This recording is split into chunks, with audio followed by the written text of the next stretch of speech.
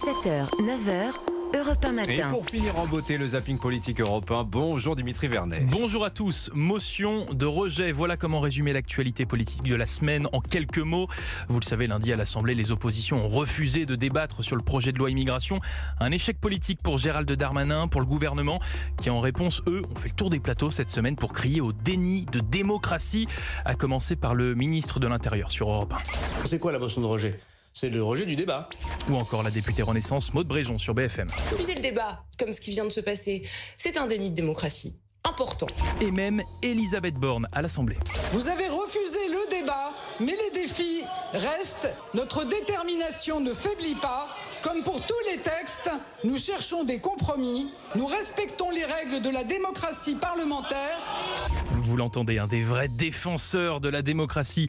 Mais ces extraits, ils ont quand même très mal vieilli ce matin, surtout quand on sait ce qui s'est passé hier soir à l'Assemblée.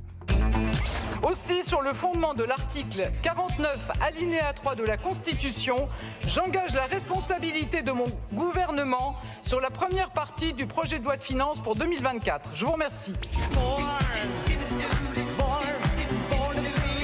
Décidément. Le 49.3. Eh oui, Elisabeth Borne a déclenché hier soir son 21e 49.3. C'est bizarre là, on ne les entend plus bizarrement les donneurs de leçons. Le sens du timing. Mais bon, il y a quand même un membre du gouvernement que j'apprécie tout particulièrement, vous le savez. Oui. C'est plus de l'amour, c'est de la rage. Je ne sais pas, Gabriel Attal, le ministre de l'Éducation nationale. Il faut croire que je ne suis pas seul. Gabi est désormais simply the best, la personnalité politique préférée des Français, selon un dernier sondage. Et je crois que ça n'a pas fait plaisir au président du Rassemblement national, Jordan Bardella sur BFM. Je vois qu'il monte un peu dans les baromètres et je me permets de remarquer que à chaque fois que quelqu'un monte dans les baromètres, c'est quand il dit la même chose que nous en fait. Donc moi je propose aux Français de choisir l'original. Jordan Bardella qui a également demandé une dissolution de l'Assemblée, se portant volontaire pour être Premier ministre de cohabitation, ce qui a donné des idées au porte-parole actuel du gouvernement, Olivier Véran. Il a imaginé le gouvernement du RN sur LCI.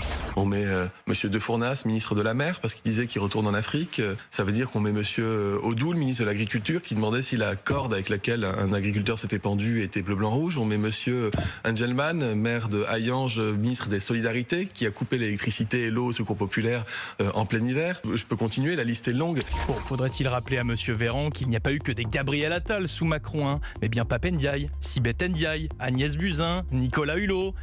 Je peux continuer, la liste est longue. Oui, c'est clair. La musique du film La Chèvre, ça marche tout le temps avec nos politiques.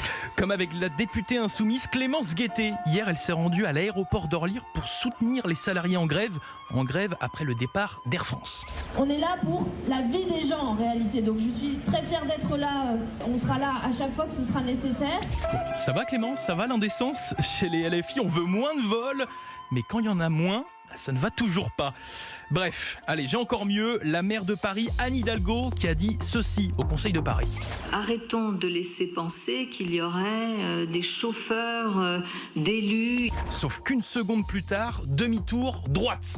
Il y a des chauffeurs d'élus, le maire d'arrondissement, moi-même, et quelques personnalités ici utilisent des chauffeurs. C'est bien ce que je me disais. Compris, là. Rien ne va plus, je ne comprends pas, moi non plus.